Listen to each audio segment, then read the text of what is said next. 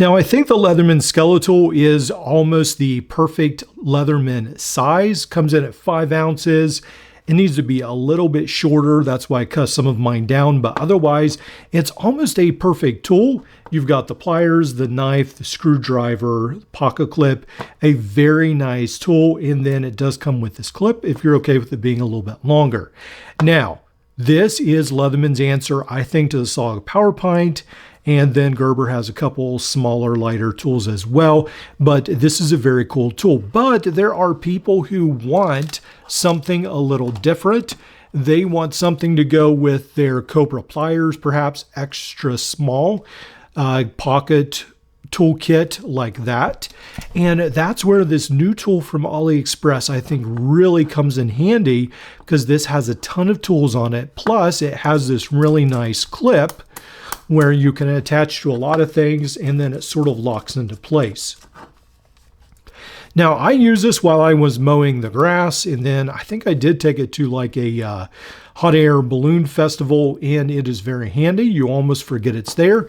One of the things you find is that you have the combo blade, which some people will love, some people not. Serrated blade, the regular blade. These are locking, the outside external tools. And then you have a saw on the other side. These are pretty much, I would say, full length tools, very comparable to something you would find on your regular multi-tool, or at least pretty close. So the saw, the knife. So here on the end, we find the bottle cap lifter, and then the screwdriver on the end, the flat screwdriver. And on this side, there is the Phillips screwdriver. So you have both your flat and your Phillips there on the end. These are not locking, but yeah, I mean, it's nice to have those there in case you need them. Now, this tool with the skeletonized frame does remind me of some of these other multi-tools that you can find that are Wave clones. This comes in around $12. I think this is really a very good value.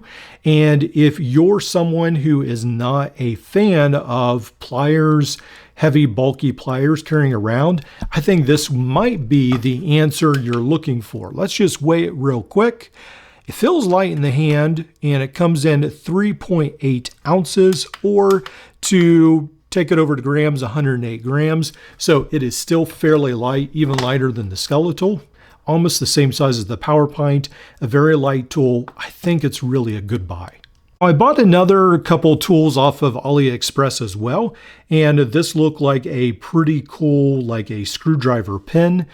And then the neat thing is that you can actually take these out. This is just plastic right here, but it does hold, I think it's 1, 2, 3, 4, yeah, 6 bits, double-sided bits. So you get 12 different sizes. Those are 4mm, so they fit in there. And then this is a magnetic tail cap. It does just spin, so you just actually pull this out of the end.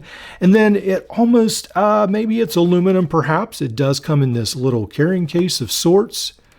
I guess you can carry a couple things in here, 2 or so of these, but this is more of a gunmetal gray right here. And then you have the tool. Now, what I did not realize is that it has a mechanism in here so that, I guess it's for computers. And so, yeah, it just spins when you get it to a certain torque so that you don't over torque screws. Now, that would be very helpful, I guess, for those dealing with computers and small components. But for me, tightening up multi-tools, unfortunately, this is probably a little bit of a waste. So while it's a cool tool, yeah, that's an unfortunate thing that I did not read the full description. Looking back, what I paid for this on AliExpress, and I guess it was under $6. So it's not a huge loss, but just be aware if you see this, that yes, it's an interesting tool, but it is only for those who are interested in not over torquing screws. So probably not for the multi-tool or knife hobbyist. For some reason, I also thought buying this might be an interesting idea. This is a ratcheting driver with wood handles and some tools in the handles that I'll show in a little bit. Now, this is more like those I forget what you call it, but I think maybe a company called Gator put these out, but this is like a universal socket right here. And then it has this part. They all come together as a set. This fits in here, and then this fits in here. And this goes from 1/4 inch to 3/4 of an inch, or 7 millimeters to 19 millimeters. I guess this is why I also got it as well. I'm fascinated when people throw on extra tools, and especially when they think, hey, why don't we make a ratchet with wood handles, put a knife on it, put a bottle cap lifter and a pry tool on the end with a serrated blade right here, almost like a serrated blade. I guess maybe you could almost use that as a saw if you had to in a pinch.